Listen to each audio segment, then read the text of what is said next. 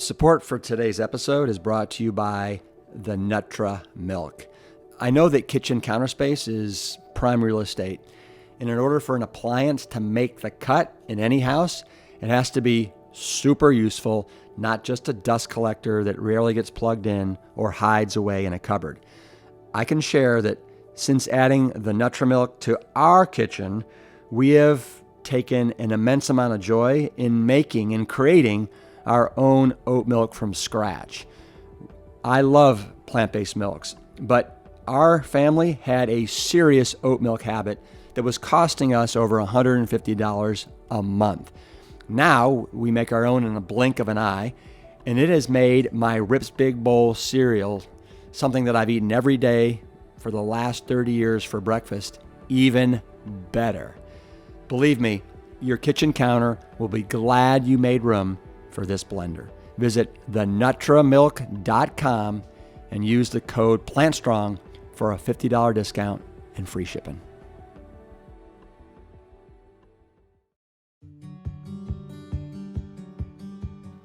In this first season of PLANTSTRONG, we've showcased a lot of uplifting conversations to help inspire Joe Inga, our Bronx firefighter, as he adopts a PLANTSTRONG lifestyle. Today, I want to invite you to listen in on a very candid and longer conversation with someone who inspires me, and that's Mr. Scott Jurek. Scott is by far one of the toughest PLANTSTRONG athletes on the planet and the most accomplished ultra-distance runner ever. He has won more races than I can name, but just to name a few: the Spartathon 153-mile race from Sparta to Greece. He's won that 3 consecutive times. The Hard Rock 100-mile race, the former American record holder for the greatest distance covered in 24 hours. Scott ran 165.7 miles. And he also has won the Western States 100-mile endurance run 7 consecutive times. And reading his latest book, North, Finding My Way While Running the Appalachian Trail, takes you right alongside his harrowing efforts, almost a last hurrah, to break the world record of 2,189 miles in just under 46 days, 8 hours, and 7 minutes. And as you're going to hear, Scott goes deep into the pain cave. So deep, in fact, that his wife, Jenny, wasn't sure if he'd ever be the same. You'll hear Scott, Jenny, and I reference many of the people who helped Scott along the way on the Appalachian Trail, using their nicknames such as Horty, Speed Goat, and many others. I would encourage you to roll with it and imagine yourself out on the Appalachian Trail, the Green Tunnel, for close to 50 days, averaging over 50 miles a day. And when all is said and done, covering over 1 million feet of elevation.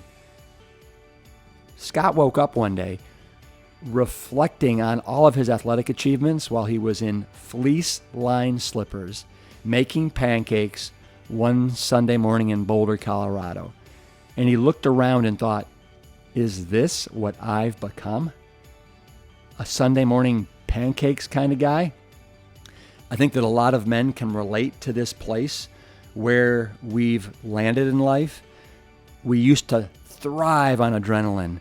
We couldn't get enough of it. And I can tell you personally, as a firefighter, there was nothing as exciting as going code 3 with lights blazing and sirens blaring, not knowing what exactly we were going to find when we arrived on the scene.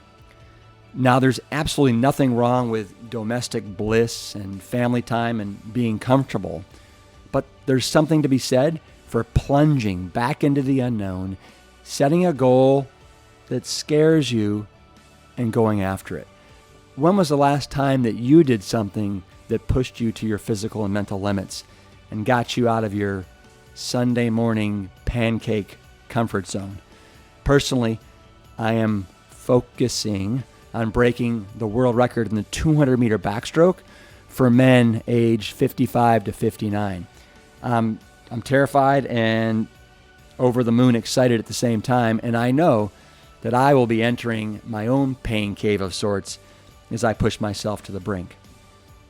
I'm releasing this episode ahead of the holiday week in hopes that you'll take us with you as you head out on your next adventure and push yourself out of your Sunday morning pancake comfort zone. Thanks for listening. There's so many amazing quotes in here. One of them is, "This is who I am and this is what I do." You had to remind yourself this several times, right?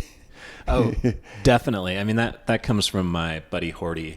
I won't ruin the whole story, but there's a point where I'm really badly injured, where things are looking super bleak, and it happens early on. And this is where I had basically a really bad mid-quad tear, and then on the other side I had runner's knee patellofemoral pain. So anybody who's had the kneecap tracking problems that runners have, that's what was going on. So I had two bad injuries, one in each leg. Limping was almost impossible. Just getting down the trail was extremely rough. And then lo and behold, Horty comes out and helps me in this section. And, again, he and I have a love-hate relationship. I mentioned this in the book so Horty always has this, what I call half sage advice, where you're like, okay, it's kind of the advice where okay, some of it's good, some of it's not. And it sounded something really simple, and I'm like, it's something stupid, where Horty's is simple. But the more I thought about it, it was really critical. It just really it distilled things down. And that's what I had to do on the AT. I had to distill life down to just putting one foot in front of the other each day, getting out the van door. Mm-hmm. Okay, another 50 miles, another, 48 miles, another 59 miles, 54, whatever it was. And I just had to keep doing that. So his advice of this is who I am, this is what I do. Sometimes you just need that simple advice and that simple mantra versus something complex, because life was pretty, it got really hard, and sometimes there was a complexity to it out on the trail, but in general, it just came down to me putting one foot in front of the other and figuring out a way through. Mm-hmm. And figuring out a way through. I mean, this was the rainiest June in 300 years, I think you wrote. Not only are you having to get out there and go 40, 50, 59 miles a day, but you're also having to fight the elements. You got to go through Rockylvania, right? You've got to go through Vermud. I mean, you wanted a test and you wanted to suffer.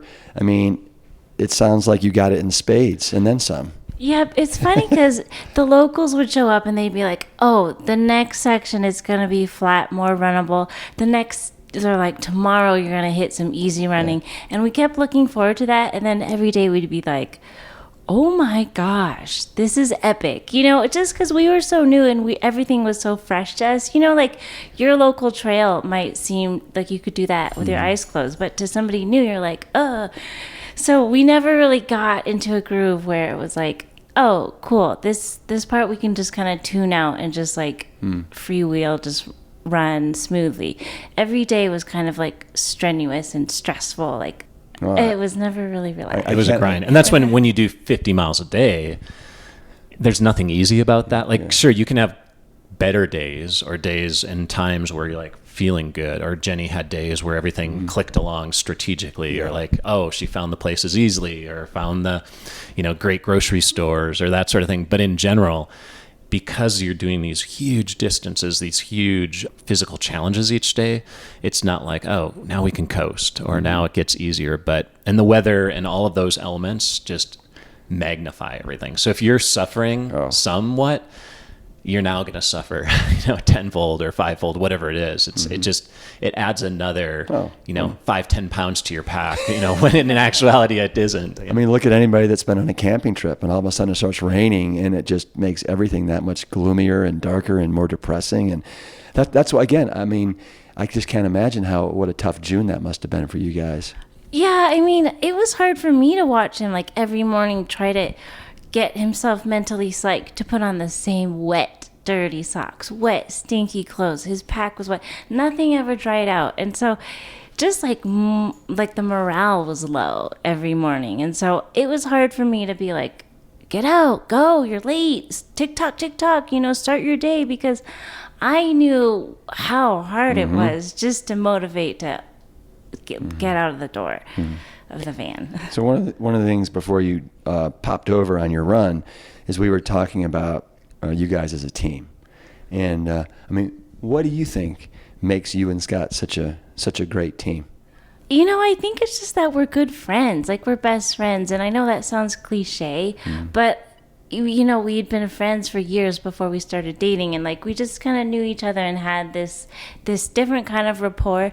I think just having that basis of respect and like admiration and just there's always been like an ease when we hang out, and I think that really helps when we talk and when we have discussions or like arguments. It's no drama or low drama most of the time. We have our ups and downs. I mean, it's not like perfect, but you have to be able to ride the different highs and lows. And I think what's good about it is like, Jenny could be hard on me at times, and you have to know each other really well. And I think that's important with any team is you've got to know your team members, or if you don't know them, you still have to have respect, and you have to have understanding. Yeah. And I think that's what we were good at. Yeah. And being adaptable and just being like, oh, okay, well, Jenny's not psyched about all the people coming, or not. No, I had these certain things. It was so apparent in the book that you were just like so struggling with all the people that wanted a piece of Scott and wanted to run with Scott, and they would drive 5 hours, a father and son, and they'd knock and I mean, and you're just like, oh, not again. Oh my God. But at some point I feel like you were like, all right, I just got to like kind of roll with it and be okay with it. I mean, like now I'm always embarrassed when people bring it up, and I'm just like, they're like, you really said that? But you were being protective. Yeah, I was being protective, and it was stressful. And so when we wrote the book, I didn't want to change, I didn't want to like soften it. Like I wanted to be real, and like, this is real. This is how I felt in the moment. And like, in hindsight, now I'm just like, I should have been like nicer. But it was stressful because I didn't have time to do anything. I didn't have time to chit chat. I didn't even have time to like clean the blend, clean anything. I had to just like do my thing, figure out where to go, drive, find gas, find ice, find a place where I could wash the dishes, just everything was so stressful for me. So all the people who are like, so how's he doing? I just be like, don't ask me. But yeah, that was stressful. But then once there was more people came out to help us. So once I got a little more help, and then we got our rhythms down, and once we kind of got out of the South into more populated areas, it was more fun for me to like meet, and we met a lot of great people, and I loved some of them were still like family, they're just like, well, what I found, we still get Christmas cards from them. Like the woman who brought us like a bag of just vegan groceries, were like, stuff that we hadn't seen in a while. And again, some of these were like prizes, but Jenny was like, whoa, like I haven't been able to shop for any of this stuff because there just weren't those kind of stores. So these people that, just out of the goodness of their heart, and that's what the Appalachian Trail is all about, from trail angels and all the history with the thru hikers. Yes, maybe I got a little bit more of that because people were following along and could come and search us out. But the vegan donuts, all these things that you take for granted if you're out, out on the trail as because trail angels are all over the place on the Appalachian Trail. Well, one of I don't know if it was Horty or if it was Speedgoat, but one of them basically they came, and at first you were like, and then after a while you're like, wow, I'm really glad this person's here. And they were like saying, all right, Scott, if you want to even think about the record, you got to do this, you got to do this, you got to do this. And you were willing to say, okay, I'm going to like move over. I'm going to like let them kind of, make some of these calls. And I think that Scott referred to it as nickel and diming and pennying your way to to get the record. Is that right? Yeah. And that's another thing, is just, we were out there doing our thing, and then all of a sudden Horty and Speedgoat come, and there's all these different people, and there's so many cooks in the kitchen. Horty's telling him how to do it, Speedgoat's kind of telling, and I was like, hey, wait a minute, I'm in charge. But then after a while I'm like, oh no, these guys know what they're talking about, and these guys know how to talk to Scott, because I don't really know how to push him to keep doing these things. But it was great to just kind of hand over the reins to those experienced like mentors and really just learn from them. And Speedgoat, he was one who I was like, no, I don't want, because this is his baby, and I didn't want him to come in, and I didn't really know what his intentions were, his motives were. Well, like, it was probably to learn the trail even better so he could get the record the next year. But honestly, he was just so psyched to be there. He was like, oh, finally somebody is amped on my project, So I think he really just loved the energy, and then his energy was just so great for me to have around. It was invaluable. Yeah. And that's an example of the sport of ultra running. Like, yes, when we're on the race course, it comes to blows, and we'll just, we'll beat the heck out of each other. Yeah. But then after the race, we'll have a beer. And like Carl's one of those buddies where like, we're serious competitors, but that kindness of him coming out came from the best place. And it also added this fun dimension for Jenny. Like, she's like, whoa, this is actually, it added a lot of fun because, he's just a geek about this stuff. And Jenny's just like, okay, so finally somebody who's like totally geeking out on this and could take a little load off of those things, and then she could lighten up and just have a little fun and be like, okay, I don't need to be stressed, because Carl's like, okay, we got to go down this road, we're going to take a right. He just knew like all these, like, he could recite off, is it 32A or 32B, some knew forest roads. So was he as dialed in as Topher? Because it sounded like Topher at the very end was like, he had it dialed in like crazy. Well, Topher's got the CEO mentality, and Topher came in not knowing the AT like Carl, but researched enough and then had apps with numbers. So he's like, he's used to looking at crunching spreadsheets, and like he could tell me like, hey, realistically, this is not going to happen. And so bottom line, he's the bottom line guy of like, he could tell me exactly like, if you don't get on the trail now, we're not going to break the record. Like it was a matter of like, so he could really look at it that way, whereas Speedgoat knew all the ins and outs. Topher was just really good at analyzing the data and information available, but Speedgoat, I mean, he's like a bloodhound who could sniff out the AT anywhere. Like he would know like, okay. So of the 2,189 miles, how many of those miles would you say you ran by yourself, and how many were with these guys, strangers that wanted to run with you? Jenny, do you have any idea? It's a really good question, and only a couple of people have asked me this, and it's really tricky. I would say I probably ran close to half of it by myself, and the other half with people, because there were stretches like later. I would say I had somebody with me a good chunk of the time, so the last third, second half, it was a good, but then the first parts of it, very little south, first half. There were 2 weeks when it was just us, so I would only run like 5 to 8 miles in the mornings, and then like occasionally a through hiker would run with him, run a little section and stuff. Or hike with me, I would for a say section. maybe half you ran by himself. Yeah, maybe 40% on the lower end, like maybe it was, because it was surprising. Like, there were a lot of people that would come out and. Yeah. One of the the quotes that one of these guys threw out there, I think it might have been Timmy, but he said, "You know what? This is like watching 3 movies, right? It was Forrest Gump, it was Groundhog's Day, and it was The Truman Show." Can you explain how that's the case for people? Definitely. And that was our buddy Fat Boy Godale. Yeah, Fat Boy. He was just like, his way of like summing it up was by movies, and it was Forrest Gumpish because sometimes I had 30 people. Like I ran across the Rip Van Winkle Bridge? Yeah, exactly, the Rip Van Winkle Bridge. Your namesake. Your namesake. That's like 7 miles from the farm where we have PLANTSTRONG. Oh, yeah. Exactly. Yeah. And we didn't see you out there, Rip. I know, I wasn't there. Sorry.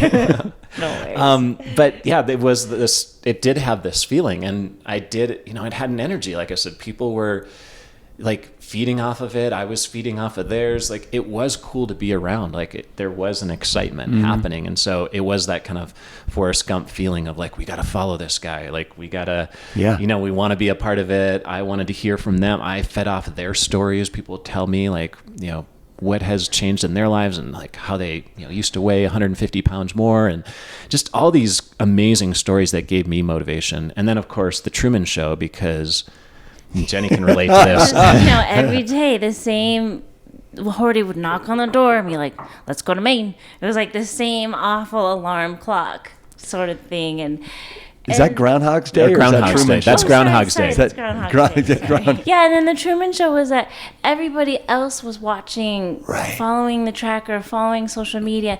And where I was always in the woods, like at the trailheads, no service. And so people knew more than I did where he was when he was coming. Like I'd be waiting. And then 5 cars would pull up and they're like, oh, he's 5 miles out. He'll be here in an hour. I'm like, cool, great. Thanks for the update. I was like, and then people would be like, oh yeah, my son posted a picture on Facebook with Scott, so I know he'll be here. So it was like everybody else was watching live real time and we were just kind of in the bubble, not really knowing. Yeah.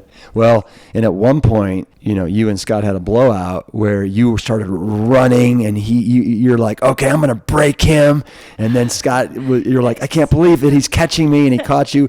And then you're like, you grabbed the tracker from him and you're like, it's the tracker or me. You decide, right?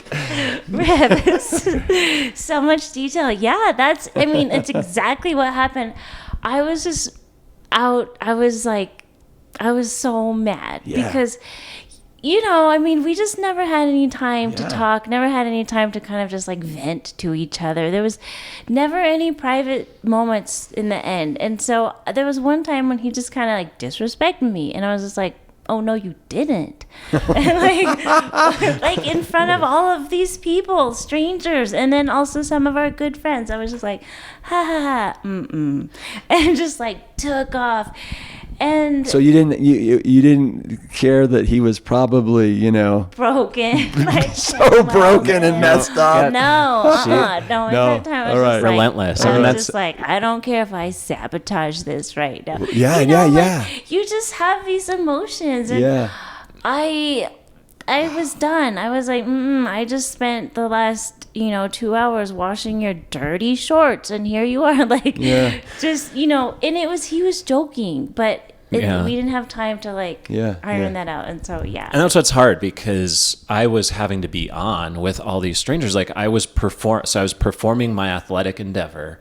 On top of that, I was not entertaining, but I just couldn't be myself with my buddy. And that was like when Jenny and I could be ourselves as a couple, like when we ran together with no one else around us, or my buddy, when I could just, really tell him how I'm feeling. I had to put on this game face for all these people, and I could still be real, but the reality is I'd have to tell them sometimes hey, I need a break. Like you guys have to drop back for a little bit now and just let me kind of sort things out. So it was a little crazy. And that's where it was hard because for Jenny and I, the whole Truman Show analogy, we were living a different life, so to speak. I didn't know what was happening on the outside world except when people I'd ask them, sometimes I'd want little pieces because what I was experiencing was so far removed from that. I never looked at the news. Jenny sometimes would look at social media, but it wasn't like she was poring over the news. And so people would give me bits and pieces, or people oh yeah, the next episode of the Game of Thrones. I'm like, hey, I haven't listened or watched any of it.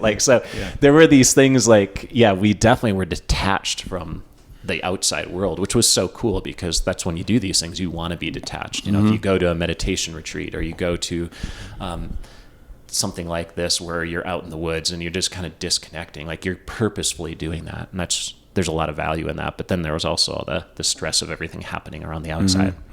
I can't even imagine. And I don't think so. Do you guys, looking back on it, did you have any idea the depths of the pain cave and the suffering that you were guys going to go through? I didn't. The way he talked about it, he was like, oh yeah, this, I got this. Here's the little number crunching. Here's a spreadsheet. We'll be back in time for your birthday. I just thought it was we're going to go on a fun adventure. I knew it was going to be hard, right? But I didn't realize it was going to get dark. I definitely knew it was going to get dark, and I probably sugarcoated a bit for Jenny because I tried to say, it's going to be a fun family vacation, and I'll be able to knock this out. And that's that confidence. You have to have that confidence.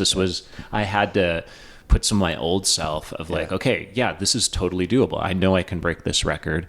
I have Speed Goat there being dude, this is really tight. And I'm yeah, I know, but I'm I I can bust this out. Like, that's the mentality you have to have. But then on the other hand, I did have respect for it. I knew it was, a trail that I still had to pay respect to. Like, the Appalachian Trail doesn't have horse travel. It's not switched back as much. Right. It's foot travel only. So it gets tricky that way, where it is a trail that's going to take a lot out. And I knew the experience together was going to push our relationship.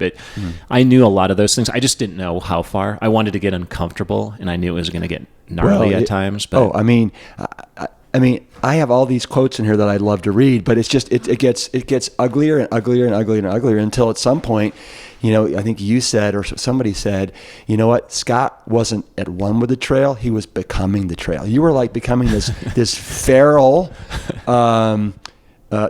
creature, right? Definitely. I mean, that was like, yeah, you were turning into the trail, and I just was like, oh my God. And you referred to him like as a piece of driftwood, right? I mean, he looked like an old piece of driftwood. And I just kept thinking of Gollum. He's like turning into Gollum on the trail. He was. I mean, he was so dirty, just like dirt embedded deep in every like wrinkle, his fingernails, and like he smelled like compost. He kind of had this like ranky fermented stink about him, and he was like do all these weird facial tics, and his hands were kind of shaky, and I think just the cumulative lack of sleep and obviously the miles, but he was just so used to living on the trail, and he would just like stop to pee and like not even worry that like 20 people are behind him watching. I'm just like, whoa, okay, really going for it here. But, and it's funny to laugh at now, but at the time, I was really worried. Yeah. Like I was worried that he wouldn't come back. Like he had just this like look in his eyes that was foreign to me after knowing him for so long, and like I saw him at races and stuff. I never seen this, but I think that's just a testament to how deep you went. I mean, so did you feel like you've ever gone that deep before? Oh, this was on a next level for sure. Yeah. Like, I mean, people, you can't even compare the physical challenge, but the mental challenge. Like, there's nothing else I've done probably in my life that compares in terms of athletically and physically, mentally. But so I think that's why you were afraid that maybe can he come back from this, right? It's like Rocky Balboa going 15 rounds with Apollo, and at some point he's like, cut me. One of the most common questions that I get from athletes is how to properly fuel. So before we dive back in, I want to talk candidly about how I've made it easier to eat this way for thousands of people with our PLANTSTRONG meal planner. We know that making a big change can seem overwhelming, and it isn't easy coming up with new menus week over week over week, or to stay inspired in the kitchen. Now, whether you're fueling a week at the office or a week on the Appalachian Trail, the answer for us is always the same. We just eat plants. Now, to help inspire you, we've created a simple and inexpensive solution. It's called the Engine 2 PLANTSTRONG Meal Planner. It's filled with hundreds upon hundreds of recipes, and we're adding new recipes all the time. And it has the really savvy ability to customize your plant-based life based upon your individual preferences, your household size, and any allergens you may have. And it's staffed with the absolutely friendliest Engine 2 coaches to help answer any and all of your questions. I would invite you to visit mealplanner.engine2.com. It's just $1.90 a week when you sign up for a year. And you can save $10 off the annual plan with the code PLANTSTRONG, one word. Now, let's return to Scott and Jenny and the Appalachian Trail. Let me read this passage right here. It's a strange thing, but even though I remember feeling triumphant and optimistic when Special Forces and I summited and then began our descent, I would later hear that this was the point in the journey when I really started to frighten people. Strangers stared at me when I picked up my food with my dirty fingers and shoved it into my mouth. They said I looked like a shadow of myself, a weaker, sicker version. My skin was stretched taut over my cheekbones, and I had grown scraggly facial hair, more than a Heisenberg, but not quite a beard. But and that's before it really starts getting ugly, right? Yeah, that was the start. That was the start of it. Things got worse from there, which is That's like what you said earlier, like you couldn't, you can't imagine things getting worse, but like that's what kept happening. Like, yes, there were some highs for sure. Like people would join us. Our buddy Timmy, who came out, like he helped reset things. There were those individuals that helped us, like special forces, where we'd get like moments of hope, but then things would just get the lack of sleep and just everything started to chip away to where there was nothing. Well, that's the thing. I mean, the cumulative effect of the stress that you're putting your body under, the fact that you're basically wasting away just because you're expending so many calories, even though you're eating 7,000 a day, and then the fact you're asking your body, you go 59 miles. You get 4 hours of sleep, and then you got to wake up, and then you got to go 59 or 50, whatever you got to do, and your body's not able to really recover, right, during that sleep phase. And then you have this part, I think it's the last 7 days, you call it the long last day, if I'm not mistaken, right? Oh, yeah. I mean, that is where I'm like, oh my God, it can't get any worse than it does. It gets worse and worse. And you talk about how, I was so looking forward to actually becoming trail hardened and having my body kind of get used to this and you started getting buried and buried and buried. And you said, he's basically digging his own grave. Yeah. I mean, because like you said, in the whites of New Hampshire, like that was like an all-time low, but then that wasn't even close to the lowest part. That was just the start. Like things got so much worse from there, and every time I saw him, I'd be scared. Yeah. I'd be scared, and I just wanted to like slam the doors shut, lock the doors, and drive away. Did you ever just look at him and just start bawling? Like, oh my gosh, what's happening? No, I didn't start. No? I never started bawling because it wasn't that kind of like, okay. oh, I feel so. It was more just like jaw dropping kind of thing. But and she couldn't let that on to me. I mean, that's you talk about team and Jenny is here managing this whole thing, and you can't have the team leader right being crying and being that's not a position that you can but the team leader's also your wife. Oh, exactly. That's the thing. And so in the inside, she might have had that, but on the outside she had to make this sound like, okay, fire up everyone, we got this. But so I'm reading that and I'm like, okay, if I'm Scott Jurek and I push myself that hard, I can't do it. I can't wake up after 2 hours of sleep on that long last 7-day stretch and doing that again and again and again and again and put one foot in front of the other. I mean, you talk about how at one point you're standing there, there's a route in front of you, and you're like, should I go to the left? Should I go to the right?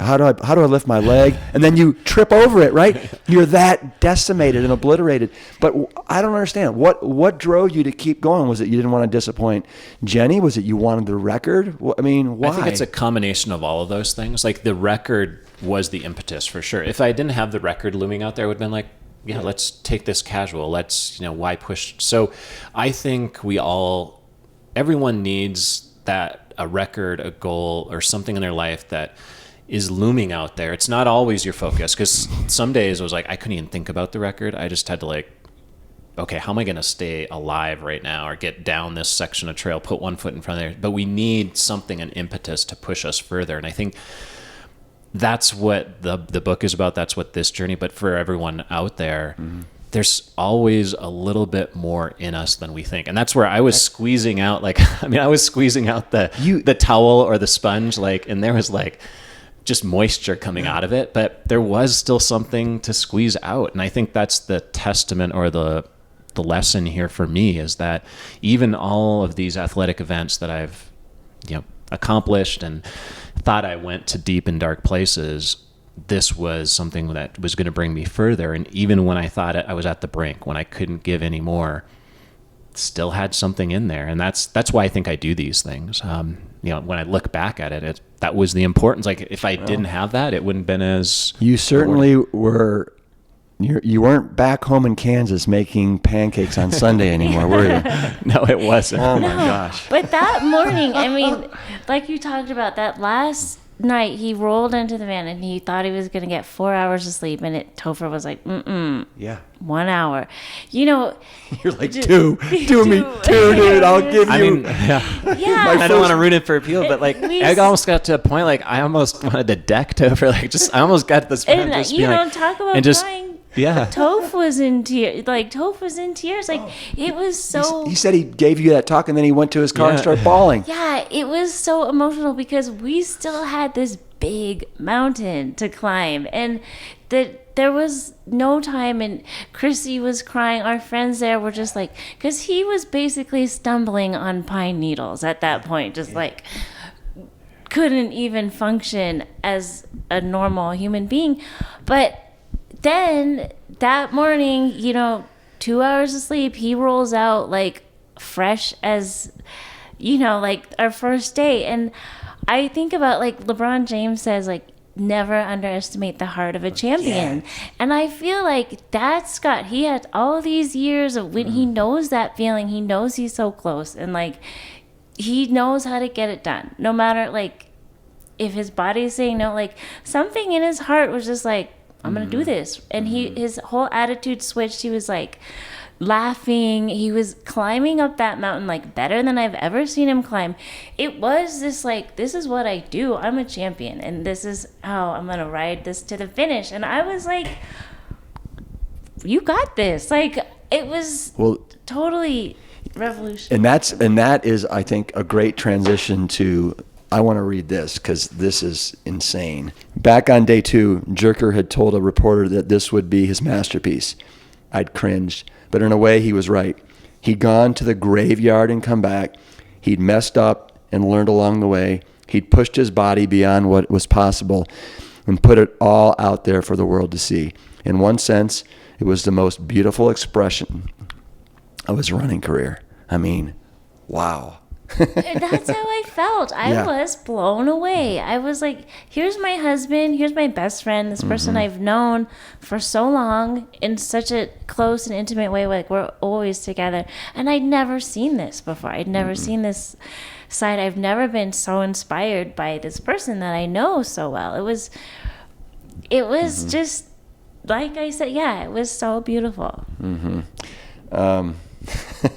Scott, not to be cheesy or anything, but it was a really special moment to see and witness. And that's where, like, writing about this, and for those listening, we trade voices. So Jenny and I share voices in the book, and I think the ability for her to describe things too helps with the book. And writing the book was 10 times harder than the AT. It seemed like, we went through 3 different drafts, but when you read phrases now from it, because like Jenny and I haven't like read it in a long time, so it's fun to like hear some of these phrases because we put it out there in the book, but that's what we did on the trail as well. And it's one of those things where you just, until you can look back at it now and be like, that was amazing, but at the time and that's, I think, for everyone out there, like, life is gonna get tough. Life does throw a lot of roadblocks in the way, and it is a grind, and some way, somehow, you have to put one foot in front of the other and get through it. Yeah. I want to read another passage, and if you guys don't mind. Yeah. All right. Is it mine or Scott? We'll find out. Right? Looking back, I could see we were underprepared and naive. We thought we'd have this romantic and healing adventure for our tight family of 2, but I realized that we would never be standing here if it weren't for the countless strangers who'd come out to help. They felt like family too, and I felt content. My heart was full. I'd stopped thinking about my yearning for a baby, which had cast a pall over the drive out east. Jurek and I had everything we needed and more. I had seen this man who I spent practically every hour with at home transform into someone I didn't know and then reemerge as someone better. He'd needed this journey. He'd needed to return to the edge. He had slowly transitioned from ultra-running legend to my domestic dream, and he needed to once again feel what it was like to suffer. Elective suffering is such a strange thing. At its essence, pushing his limits was a way for Jurek to learn more about himself and our relationship. Like Dean Potter once said, I willingly expose myself to death consequence situations in order to predictably enter heightened awareness. And it often leads to a feeling of connectivity with everything. I mean, that is such a powerful quote. I mean, R.I.P. Dean, such a powerful man, just like this life force that is just missed, but he was such a mystic, and we really admired the way he carried himself and lived his life. And you know, those guys were so similar. They had a lot of brotherly. Well, there's a really amazing section in there where you talk about where you and Dean and Scott, you're in Yosemite, and what are you climbing? Half Dome. Half Dome.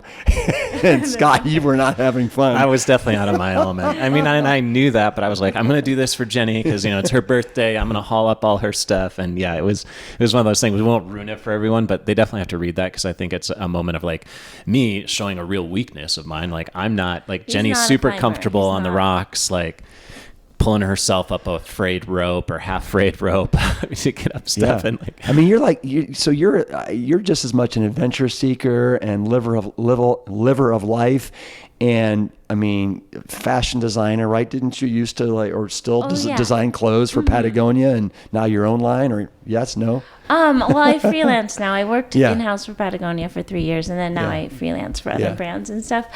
But I mean, I'm a climber. I'm an ultra runner. I think that's where we find a lot of common ground, is just that we both like to push each other and also just like help each other achieve their goals. Like climbing Half Dome was one of my dreams. And Scott, you know, as he was like, let's do it. Let's make this happen. Let's carve out a weekend. And then he did. You know, he hiked up. I won't ruin the story, but he's just such a champ, and always like helping me achieve my goals. Yeah. And that's how it works. Like Jenny knows, has a respect. Like she doesn't always like to push herself. I like to say, like, in the book we mentioned this too, where, you know, Jenny doesn't like to hurt as much as I do. Like she's casual. She's more casual, but she still has that respect and understanding of like what it takes or why somebody would do that. And I think that's important for when people embark on goals or try to, whether it's change anything in your lifestyle. Say you're somebody who's changing your diet, like it helps to have family members who, okay, maybe they're not fully on board, but they at least respect, like, okay, I'm going to respect that you're going to try this and do this and not like bring you down. And I think that's the most important thing when it comes to a friendship, a relationship of any type. You have to be able to be supportive on whatever level that is. I think we can talk about this. It won't ruin it for people, but you got the record. Yes, and most people know that. That was really hard. Like some people, like they followed online and social media, and they're like, "Oh, well, I don't need to read the book. I followed along. I lived it on social media as it was happening." But people that do read the book after, like, "Whoa, there were so many things we didn't know," and that's what we really tried to do, and really tried to bring out like the motivation and inspiration for people that may never want to do the 2,000-mile Appalachian Trail, but they want to or go after a record of that type, but that they could get something from it. So 46 days, 8 hours, 7 minutes. You broke the old record by 3 hours. Did you even know you had it with a day and a half to go, or did it literally come down? It literally came down that morning, to that last morning, and that's where, like, if you had asked me again, like, that's not everyone just like, whoa, what a finish! That was awesome. Did you plan that? I'm like, no, like, I mean, you don't try and plan like suffering, you know. On another level, just.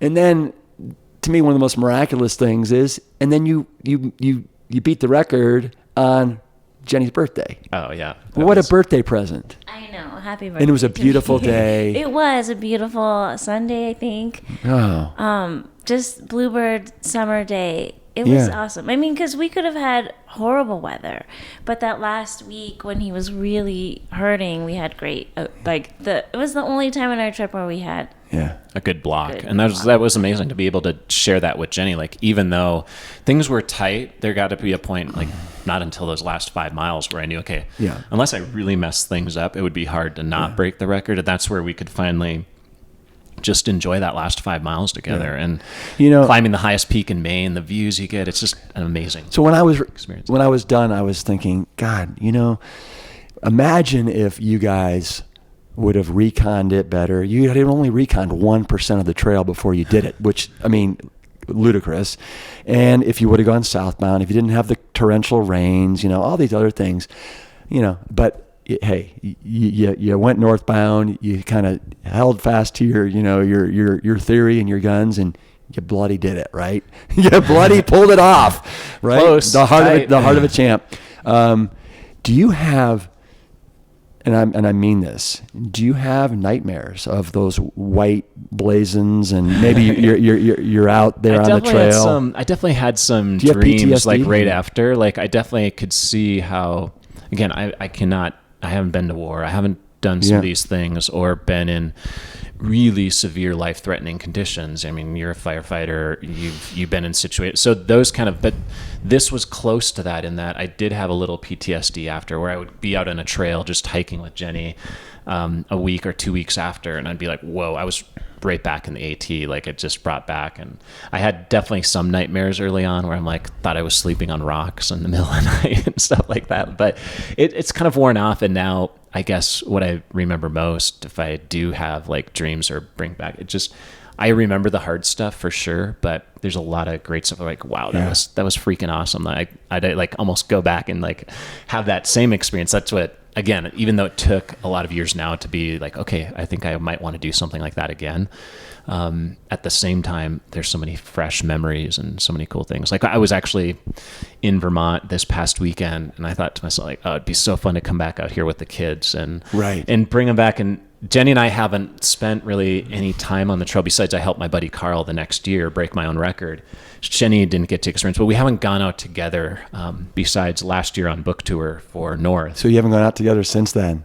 Well, on the AT. On the AT, yeah. okay. We went to Springer Mountain with Raven and Evergreen last year on book tour because we were in Atlanta and had enough time. We went up to the mountain. So for people that don't know, going in, you had 2 miscarriages, and now today, 2019, you guys have a family, you have 2 children. I mean, how amazing! Yeah, it's been a wild ride since we finished the trail. Right. And so there's so many another journey, another sleepless. Elective suffering journey. Why did we do this again? So overjoyed for sure, but then also, it comes with its own set of challenges. So that, and anybody who has kids or takes care of somebody's kids or family's kids, it's amazing. But we would like to go out and hit the trails with the kiddos right now, but it's a little bit hard when our little one isn't walking yet, so we're kind of carrying all the weight right now. It's 55 pounds right now. It's like on top of everything else, and we go really light, but it's fun. But we do our own adventures. We might try some bike packing instead of backpacking. Yeah, we could do some day hikes on the AT and stuff like that. But I was out there. I'm like, oh man, can't wait to show the kids these little sections. And Jenny and I for to go out and experience things because it was really touching last year being out there on the summit of Springer and being like, whoa, like 3 years earlier we were out there. Help me, is Springer where the tower is? That's Strutter so Springer is the start of the Appalachian Trail outside of Atlanta, and it's where things, and it's not this epic mountain or anything. It's actually, you can barely see anything from it. It's mostly treed in, and it's only 3,500 feet or something like that. It's relatively low, but it's still brought back, at least goosebumps to us because it's not an epic mountain per se, like if you're used to big mountains, but there's something really special and powerful about that. Like people were setting off that day on their own through hikes, like they were starting that day when we were there. We got to talk to them, and it was just like, oh man, I wish we could join you right now. Didn't you say this is the oldest mountain range? The Appalachian, so it's debated amongst geologists, like what's older. There's talk like some of the Ozarks and parts of the Ozarks might be older, but compared to even the Himalaya and all these mountain ranges that everyone's like, oh, because they've been worn down so much over geologic time, but they have been, a lot of geologists say they were probably higher than the Himalaya and some of these, mountain ranges that we think, but they've just been worn down. So they have this feeling of just rugged, worn down mountains that are only at their highest 5,000-6,000 feet, but they still they still have this, like, you can tell there's something rugged about them. Like, and when you're on them, you know, too, because they're just climbing these. You say it's nicknamed the Green Tunnel. Is that because, like, of the 2,189 miles, how many times are you, like, completely exposed and you're not, you know, you don't have, you know, trees and, you know, that kind of a canvas above you? I'd say maybe 20% of the time. That's it. Maybe, yeah. So is maybe that 30? I don't know. It's kind of tricky. So is that good or bad? I mean, does that prprotect you a little bit from the rain? Nothing can protect. Eventually, the rain comes down. Especially when it comes down hard enough. All right. I don't want to backtrack too much here, but I do want to say one of the things that I thought was super touching that you guys did is you guys made a point, I think, to cross every state boundary together, 14 states, right? I mean, was that pretty important to you guys? Yeah, it was just like this little tradition that we do, and I think I missed one, but yeah, it was just a way to. It was a tangible way for us to track progress, you know, because doing the grind, you're kind of like. But the state border crossings were. And Jenny didn't get to run with me as often as she did early on, because it was just, there were too many things going on. She couldn't break away. I had so many people around me. So we didn't get to share. But one thing we wanted to share were those state crossings. Like Jenny said, it was really, especially to get a little bit, again, it was like glimpses of hope of like, we're making it, like we're doing this. Fuel. I have done a couple 24-hour mountain bike races in my life. And at some point, like my stomach just is like, you need to fuel yourself.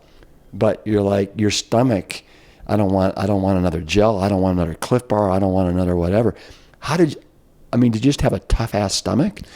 I have a pretty good stomach, I'd say. Over the years of racing, I've been able to, but dehydration does set it off. Like anybody can have stomach problems, even if you have an ironclad stomach. Yeah. So the one thing about the Appalachian Trail, because I was pushing myself, but just on a different level. So I wasn't pushing myself at 100-mile race pace each day. So I never really got to a point where I was extremely dehydrated. And that's what will set off the nausea and the stomach issues most people experience in ultras. I mean, there can be other things, but if you're on a 24-hour bike race, you're probably having stomach issues due to dehydration, because you're always walking that fine line of like, hydrated, not hydrated, and like as soon as you go to the dehydration side, you get further in the hole.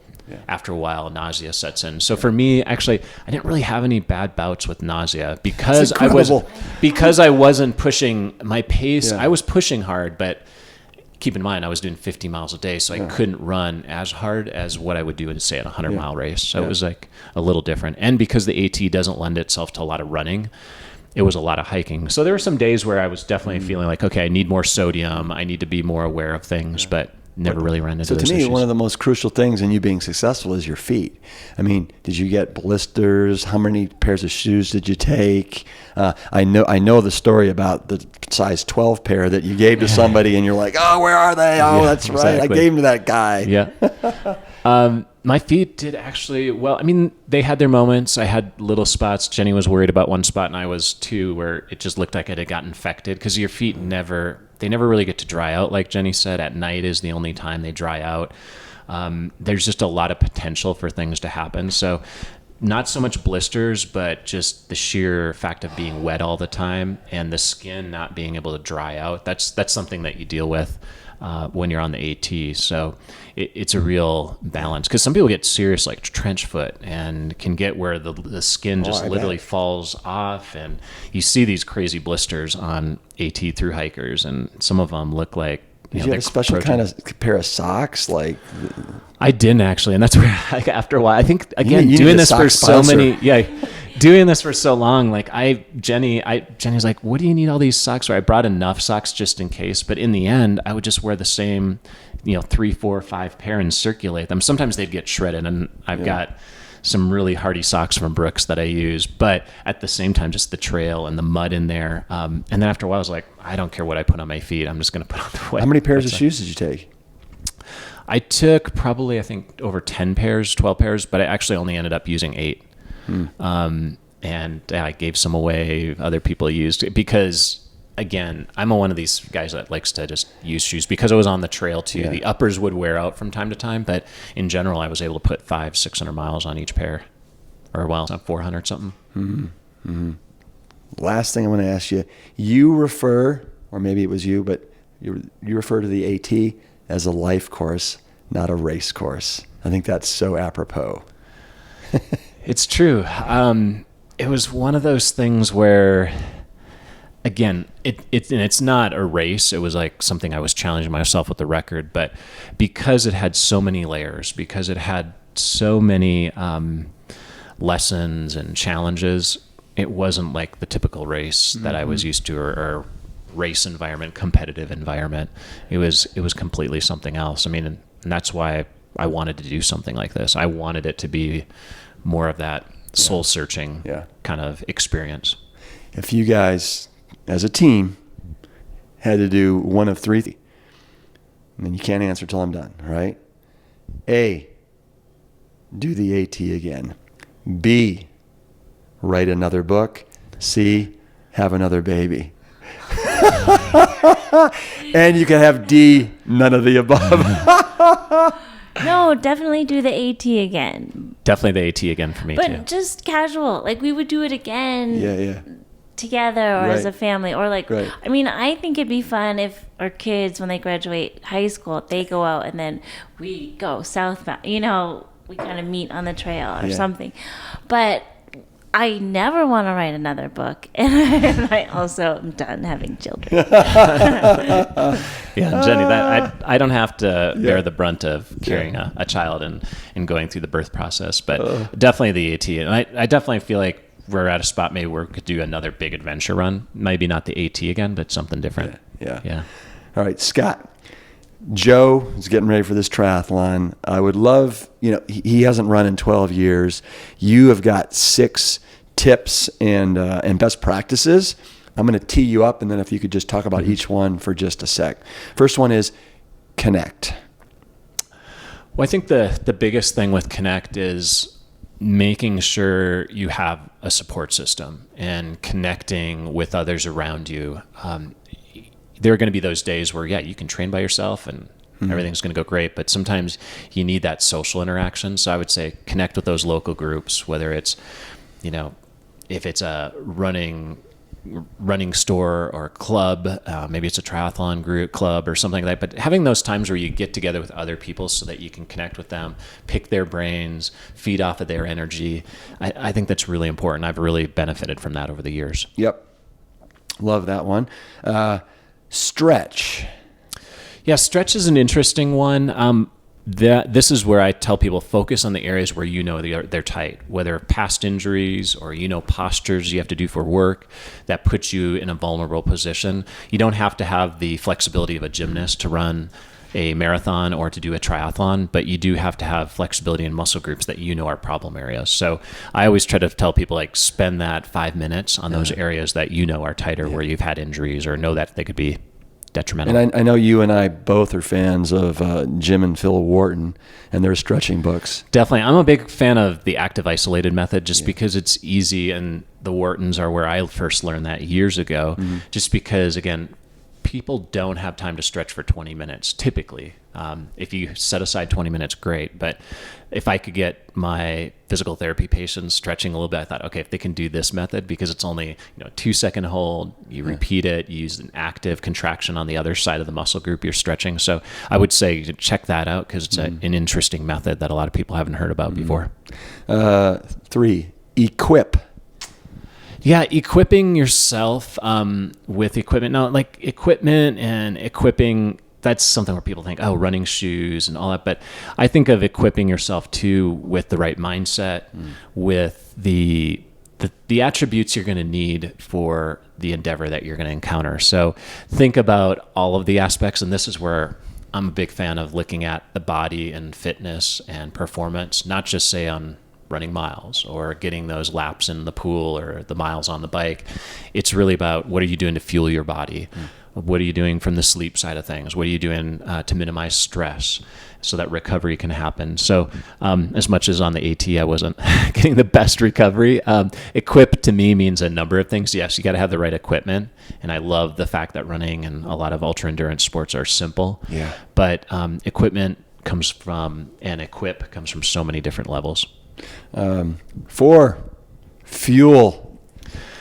Fuel is everything. I mean, we wouldn't be on this podcast probably if we were to talk a little bit about a plant-based diet. And for me, this is where I thankfully got into looking at my diet at a young age when I started realizing like fast food 5 times a week wasn't going to cut it. Eating a diet focused on meat and somebody who didn't like vegetables, I had to find. So I think for fueling, not only fueling on the race course and making sure that you fuel things from a carbohydrate and water and electrolytes, you have to think about, again, the big picture long term. Joe's running and competing his first triathlon here, but it's what about after that? What about the everyday living? And for me, I feel like the plant-based diet has helped me from a recovery standpoint, but also for just longevity. Like we want to be younger, more youthful. We want to be, I want to keep running until, like I said, my legs don't allow me to do that. And that's where I feel like the benefit of a plant-based diet. So fueling not just on your runs and your rides, but fueling in everyday life and that everyday diet and what are you doing to fuel it properly? 5, strike.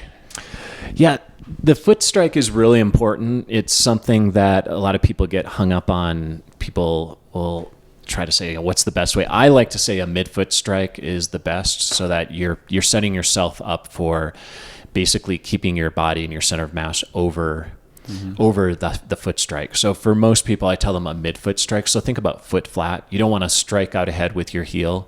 And 4-foot running, yes, you could do that for shorter distances, and some of the best runners in the world can do that for a marathon. But pretty much 4-foot striking is going to lend yourself to a little bit more stress on the Achilles tendon, the calf, and the gastrocsoleus muscles. So I try to tell people, find that middle point, that midfoot strike where you're landing foot flat, and that'll help you keep your stride rate up. So with the foot strike, stride rate should be 85 to 90 strides per minute, but really thinking of an efficient, you're almost like, your legs should almost be circling like a bicycle wheel. You don't want to be landing too far in front or too far behind. And lastly, number 6, recover, which you had a hard time doing. Yeah, exactly, on the AT. And don't do as I do or take my advice fully. But recovery is really key. And I think recovery can mean so many things to people. Yes, for athletes, for individuals, they know about recovery. So cycling your training, this is where being in touch with your body, and even more than just the word recovery, I think listen to your body. Recovery doesn't happen if you don't listen to it. You might not have the Appalachian Trail speed record hanging over your head and limited time. Most people have time to, whether it's sleep, whether it's changing your training if you're not feeling like it, pull back on certain days, listen to your body. And when you feel good, you can push it. But I think the biggest thing is we don't tend to recover in life as well, whether it's stress. Try to manage all those aspects, because you can't be the best when it comes to your ride or your run if you have a lot of things going on. And I've had days where, work or family are stressful and know like, okay, this isn't the day to like push it workout wise, and just kind of listen to that. What's going on with your whole body situation. I've had some really good athletes that have said, anybody can get out there and just pound, right? But it's the ones that have the discipline to actually take the days off, recover, allow the adaptation to occur, right? Definitely. That become some of the greatest. Do you have any advice for Joe? So do you know who Joe Inga is? Have we talked to you at all about Joe? I don't think so. So he's a Bronx firefighter that reached out to me for help in January. And season 1 of this podcast is I'm kind of marshaling together a lot of my superhero friends that are plant-based. That's awesome. To help Joe. He's trying to be plant-based. He's trying to lose weight. He's trying to regain his lost health. And he's got a triathlon in September that he's going to do. And and so he's psyched to kind of get out of this sick zone that he's been in for a long time. I mean, I'm not a professional, but my little secret is I do listen to music. I have a little bit of some power songs queued up. And so just sometimes when I'm just not feeling it, just a certain song that makes you laugh or like gets your booty moving, it's helpful to me. I like so maybe just have like a little power playlist. Yeah, good. And you guys have been eating plant-based as a couple since you've known each other, or how long? I was actually vegetarian first. Yeah. I was vegetarian. And you say that since I very was- proudly. Well, because people think, because Rip, you're like, so Jenny, you're an adventurer yourself. And I'm like, hey, I Oh. was doing ultras before I met this guy. I was like, well, not before I met him, but before we were hanging out. But I was vegetarian since I was 14. And then when we started dating, I was kind of just a lazy, like, veggie burger and ketchup kind of person. Then he kind of won me over with his cooking, and then it was easy just to make the switch to vegan when we started dating. So So going on 11 years now, and I've been plant-based. It's coming up on 20 years. Yeah. Joe, you can do this. You can absolutely do this. All right, Scott and Jenny, thanks for taking time out of your morning to come over here. I really appreciate it. You guys, this book, North, Finding My Way While Running the Appalachian Trail, I devoured it in about 2 days, and you've got me inspired when next time I go to the farm. You got to get down on the AT, definitely. To get on the AT with my whole family. Oh, for sure. And we'll be thinking of you guys and the journey that you guys had. But thanks for sharing this with the world. And it's out in all formats, so people are audiobook listeners. Jenny and I actually read it, and so you can get that aspect as well. It's an ebook, and we're pretty excited. And if you haven't read Eat and Run, that's a great primer if you want to read them in sequence. My first book, so you get a primer and then read the next phase of life. They can do that as well. And if people want more information on you guys, is there the social media channels you guys have or website? I'm mostly just on Instagram, Jurek's on the Run.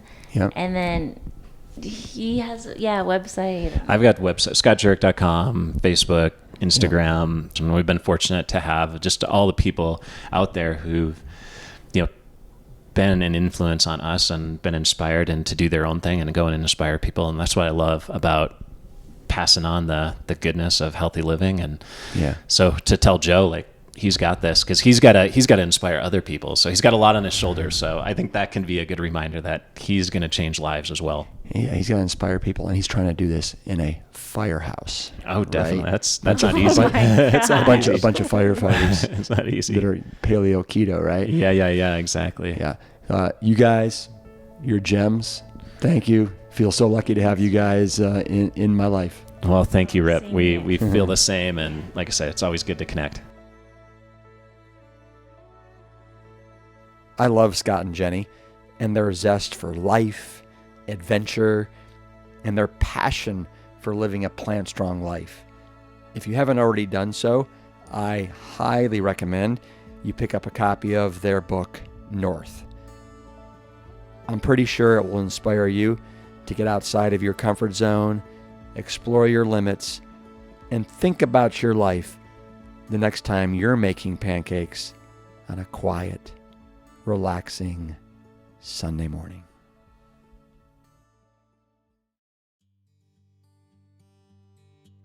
I want to thank my co-creator of the podcast, Scott Battisil and 10% Media, Lori Kordowich, producer extraordinaire, and the Engine 2 director of events, Bumble Media for this podcast production, and Brandon Curtis for everything in between. Thanks to Whole Foods Market for believing in me and giving me a platform for the last 10 years.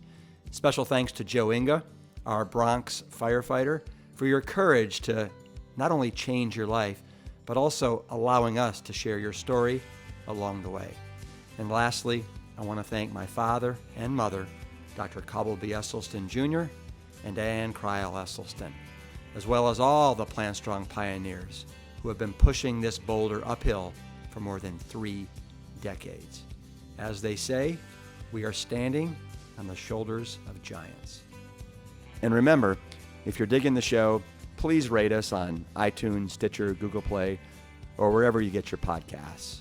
And with that, let me say, peace, Engine 2, keep it plant strong.